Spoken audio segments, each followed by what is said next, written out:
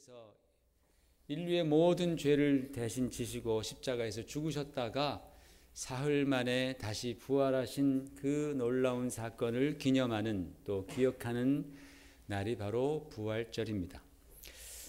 어떤 기관에서 지난 80년간 세계를 획기적으로 바꾼 사건이 무엇인지에 대해서 순위를 매겼습니다. 첫 번째가 무엇일까요? 89년에 대중화가 된 인터넷이랍니다. 인터넷이 획기적인 사건이었다. 두 번째로는 1943년에 대량 생산을 시작한 페니실린. 이 페니실린이 세상을 획기적으로 바꾸었다.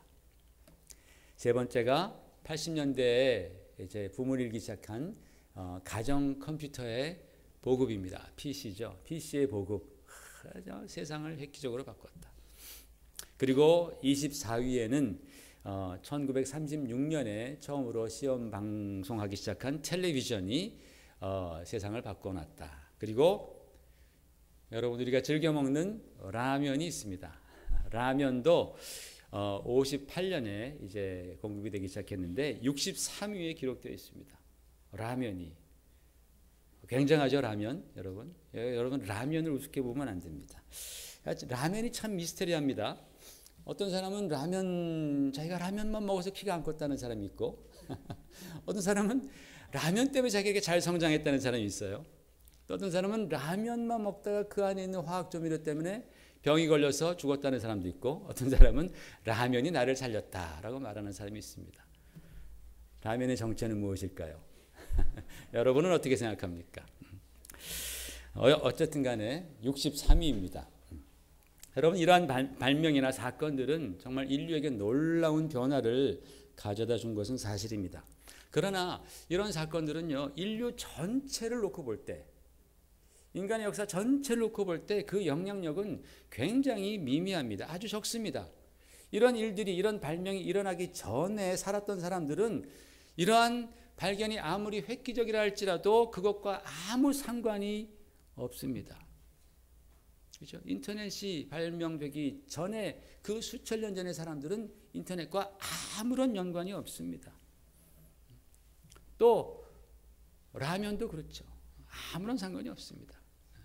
그리고 또 앞으로 태어날 사람들도 뭐 인터넷이나 라면들이 그들과 항상 함께 있어 왔기 때문에 그것을 놀라운 변화라고 생각하지 않을 것입니다. 어쩌면 한 100년 후에는 라면이 없어질 수도 있어요. 완전히 사라질 수도 있습니다. 텔레비전 한 200년 후에 완전히 이 땅에서 사라질 수도 있습니다. 그러니까 그런 것을 생각해 볼 때에 인류 역사에 있어서 어떤 사건이 인류의 최초의 인간이 있을 거 아니에요?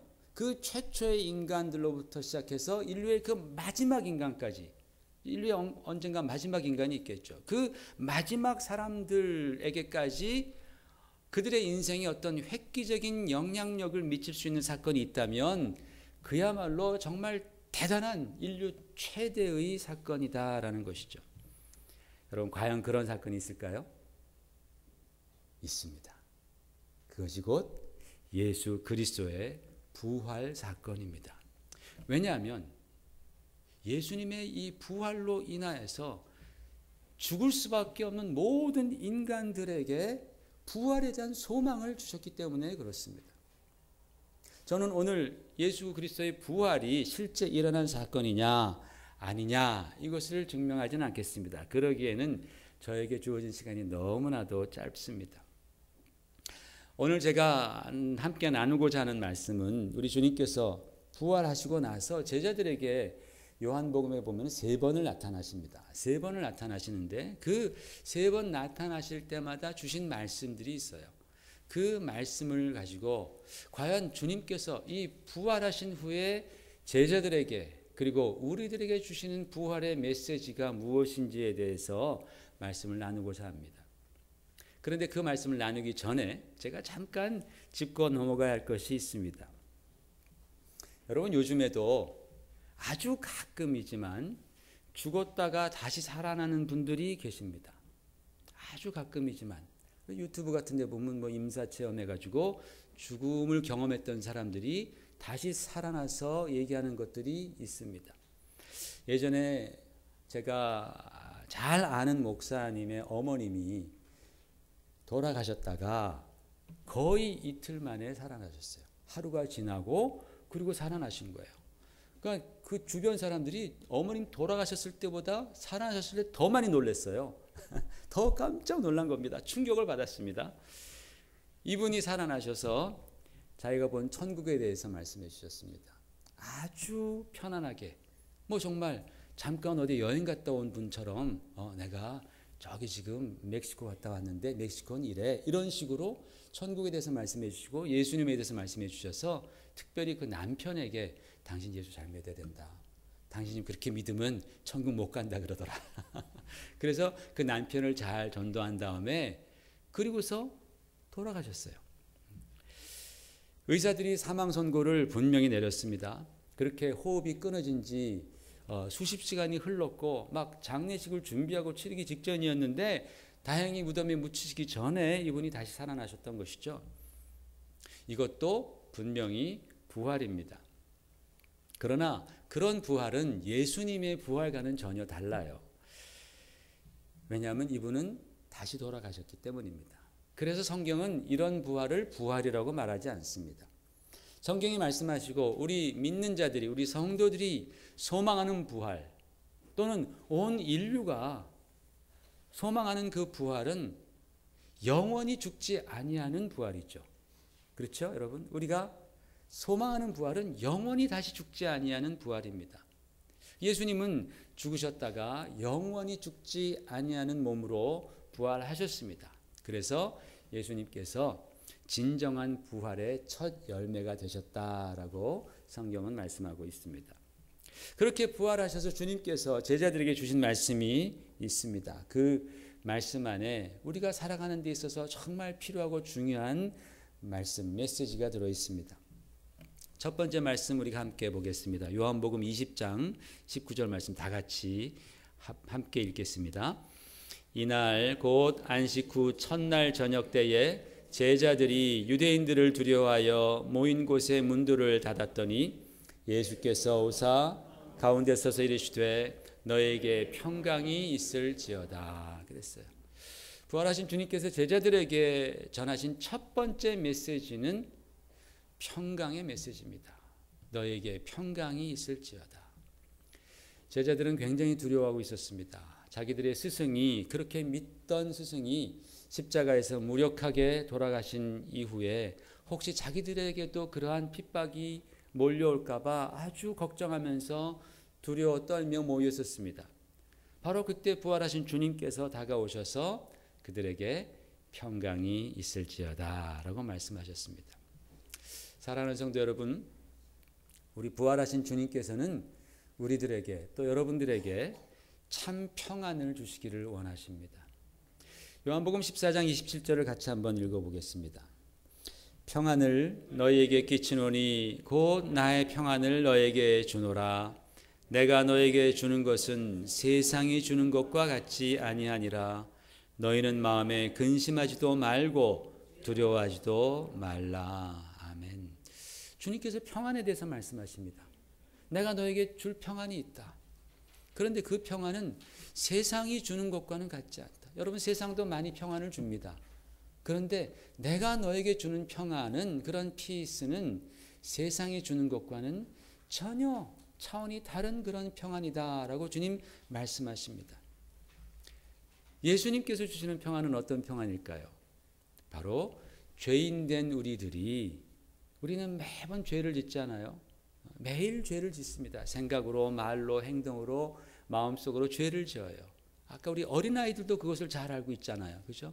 어린아이들도 나이가 죄 짓다라는 걸 압니다. 어른이 되면서 뻔뻔해지니까 모르는 거지. 우리가 다 죄를 짓습니다. 그 죄인된 인간이 거룩하시고 의로우신 하나님과 화목하게 됨으로써 얻는 평안이에요. 주님이 말씀하신 그 평안은, 하나님은 의로우시고 거룩하신 하나님인데 우리 죄에 분노하시는 하나님이십니다. 죄를 벌하시려는 하나님이십니다. 그래서 하나님은 의로우십니다. 그런데 그 하나님과 우리 사이를 화목해 하심으로 우리에게 주시는 평안입니다.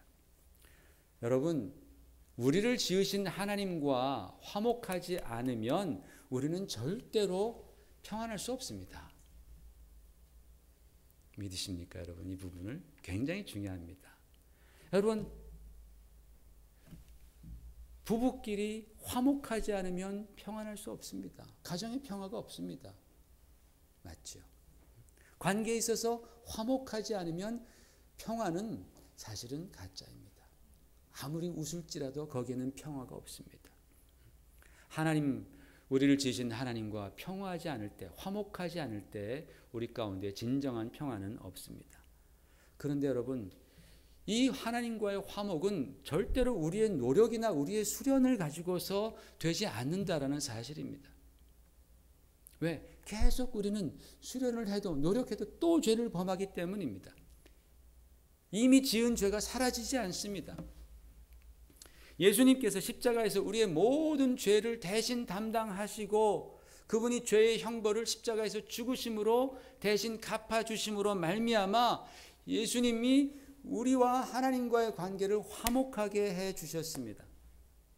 아까 제가 설교를 시작할 때 부활 사건이 모든 인류에게 정말 이미 죽은 예수님 그 부활하시기 이전에 모든 사람에게까지도 획기적인 변화를 가져다 준다라고 말씀했습니다. 맞습니다. 예수님 전에 살다가 죽은 사람들도 예수님의 십자가의 죽음과 부활로 인해서 하나님과 화목할 수 있는 길이 열렸다라는 것이죠. 놀라운 사건이 아닐 수 없습니다. 여러분, 우리에게도 예수님의 부활로 인해서 하나님과의 화목의 길이 열린 줄로 믿습니다. 또 하나님과 화목한 사람은 언제나 하나님의 도우심을 받을 수 있는 거예요. 그렇죠? 하나님과 화목한 사람은 하나님으로부터 도움받는 거예요. 하나님과 관계가 틀어진 사람은 하나님께 도움받지 못합니다. 히브리서를 잠깐 같이 읽어보십시다. 주는 나를 돕는 이시니 내가 무서워하지 아니하겠노라. 사람이 내게 어찌하리요 그랬어요. 그렇습니다, 여러분. 이 전능하시고 능력 있으신 하나님께서 여러분의 편이 되어주신다면, 내 편이 되어주신다면 두려움은 떠나갑니다. 두려움은 떠나갑니다. 인생에 담대함이 생깁니다. 여러분, 그것이 진정한 평안입니다. 그러나 여러분, 이 말씀을 오해해서 우리 인생의 어려움과 아픔이 전혀 다 없어진다라는 그런 말은 아닙니다. 우리는 계속 살면서 어려움들을 경험합니다. 고통이 있는 아픈 상황들을 맞이할 수도 있습니다. 그러나 우리에게는 부활의 소망이 있습니다. 우리가 다시 부활할 때는 그 어떤 두려움이나 아픔이나 근심이나 걱정이나 염려나 또는 상처나 한숨이나 탄식도 다 사라질 것입니다. 그것이 바로 우리가 부활 후에 맞이할 영원한 생명입니다. 따라서 우리가 지금 아무리 힘들고 어려워도 우리가 마침내 주님처럼 부활할 것이라는 것을 알기에, 그리고 주님께서 우리가 살아가는 이 삶 동안에 주님이 내 편이라는 것을 알기에 우리는 진정으로 평안한 것입니다. 그러므로 여러분, 주님의 부활을 확신하면서 하나님 주시는 평안을 누리시기를 주의 이름으로 부탁을 드립니다. 두 번째로 주님께서 제자들에게 나타나셔서 하신 말씀은 요한복음 20장 29절 말씀입니다. 함께 읽어보겠습니다. 예수께서 이르시되 너는 나를 본고로 믿느냐? 보지 못하고 믿는 자들은 복되도다. 아까도 우리 집사님 기도하실 때의 말씀을 인용하셨습니다. 이 말씀은 제자들에게 두 번째로 주님이 나타나셨을 때 하신 말씀입니다. 첫 번째 나타났을 때에 제자들 중에 도마라는 제자가 빠졌습니다. 어디 가는 바람에 10명의 제자들만 모여 있었어요. 그때 주님이 나타나신 거예요. 도마가 오자 제자들이 말했겠죠. 야, 도마, 놀라운 일이 일어났다. 뭔데? 예수님이 살아나셨어. 우리 스승님이 살아나셨어. 에이, 농담도. 그런 농담하지 마. 죄 받아. 벌 받아. 그랬을 거야 아마. 아니야, 도마야. 정말이야. 우리가 10명이 다 봤어. 그렇게 말하는데도 도마가 믿지 않는 거예요. 내 눈으로 똑바로 보지 않고 내 손가락으로 그분의 못자국에 손을 넣지 않으면 나는 절대로 안 믿어. 나는 못 믿어. 나는 그런 사람이 아니야. 너네처럼 그렇게 니네 말만 듣고 말도 안 되는 얘기 안 믿어. 난 정확한 사람이야. 요즘으로 말하자면 굉장히 이성적이고 논리적이고 아주 과학적인, 증명이 안 되면 못 믿는 그런 사람이다 라고 자기가 말한 것이죠.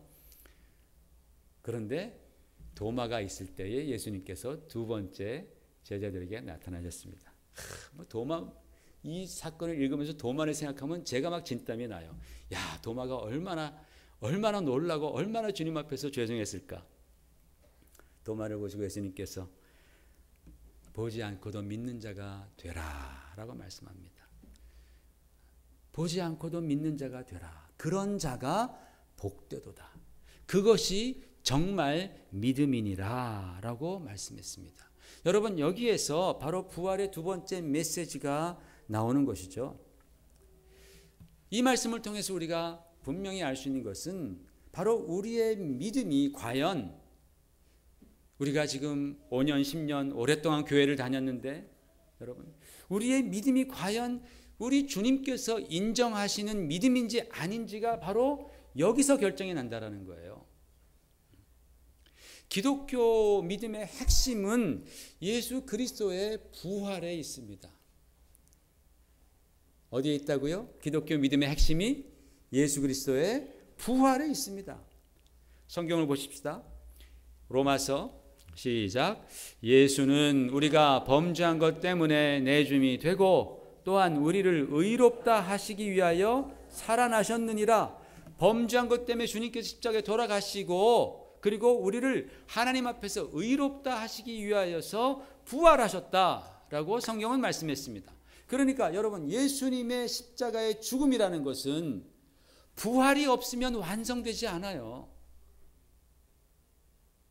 예수님이 아무리 십자가에서 고통을 당하시면서 돌아가셨다 할지라도 부활이라는 사건이 일어나지 않았다면 그 하나님의 우리를 구원하시는, 우리를 의롭게 하시는 그 전체 계획은 완성되지 않습니다.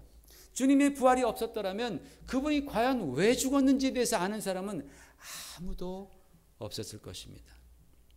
그러나 예수님의 십자가의 죽음이 바로 저와 여러분의 죄 때문이었고 부활하심으로 말미암아서 우리가 죄사함을 받았고 의로워졌다라는 것을 깨닫게 된다라는 것입니다.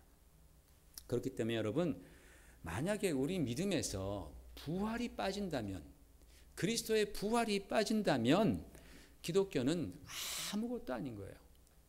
아무것도 아닙니다. 아무리 교회 오래 다니면서 잘 믿고 사랑이 좋고 많은 섬김을 하고 봉사가 기쁘고 또는 천국이 좋고 정말 자기를 불태워 불살러 줄 만한 그러한 헌신을 한다 할지라도 예수 그리스도의 부활을 믿지 않는다면 그것은 다 아무것도 아닌 것입니다. 왜냐하면 예수님의 부활이 모든 것의 파운데이션, 기초이기 때문에 그렇습니다. 예수님의 말씀처럼 그러므로 너희가 믿음 없는 자가 되지 말고 믿는 자가 되시기를 주의 이름으로 축원을 드립니다. 두 번째 메시지는 믿음에 관한 메시지였습니다. 부활을 믿으라는 겁니다. 세 번째 메시지를 보시겠습니다. 요한복음 21장 6절과 12절입니다. 시작. 예수께서 이르시되 그물을 배 오른편에 던지라 그리하면 잡으리라. 또 12절 와서 조반을 먹으라 그랬습니다.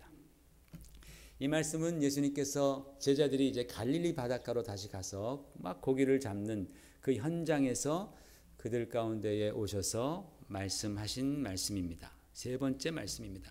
이 21장 6절 12절 말씀을, 이 두 말씀을 가만히 보면요, 둘 다 우리의 육신에 관련된 말씀이다라는 것을 우리가 알 수 있습니다.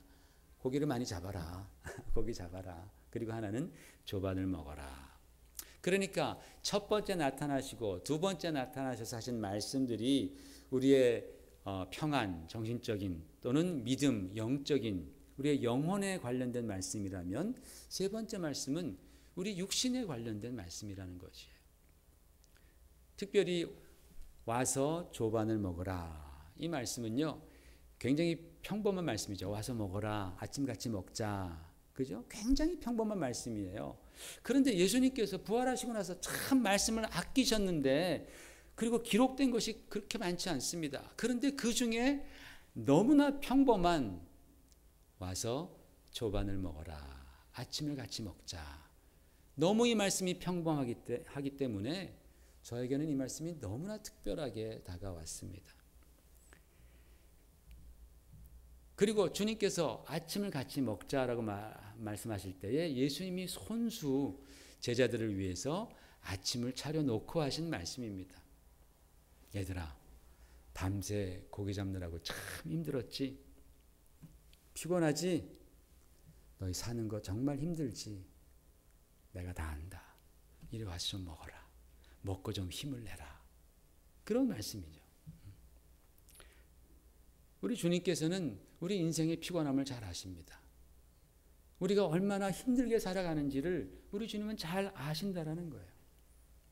여러분의 어깨에 얼마나 삶의 무거운 짐이 지워져 있는지 우리 주님께서는 보시고 계시고 알고 계십니다. 그것을 느끼고 계신다라는 거예요.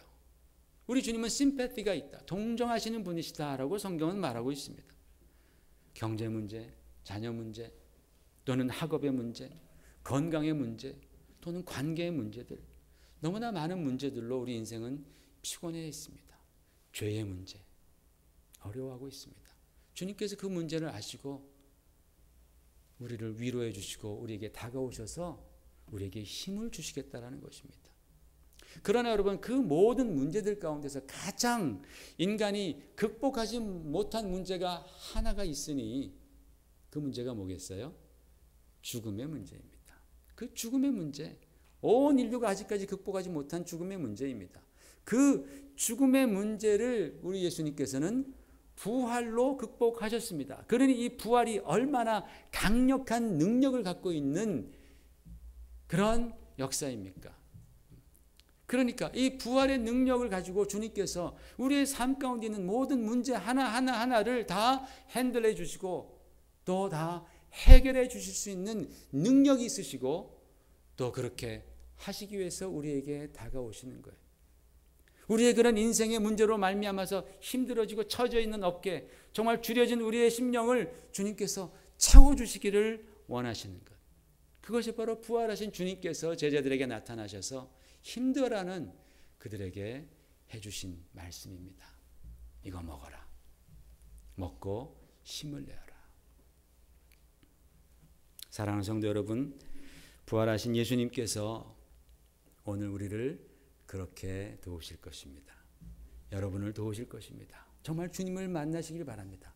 부활하신 주님을 만날 때에 우리의 삶 가운데 있었던 그런 모든 허기와 그러한 불만과 또 그러한 허무함들이 순간에 사라지게 될 것입니다. 주님은 우리를 채워주시고 우리의 필요를 아시고 공급해 주시는 그러한 좋으신 하나님이십니다.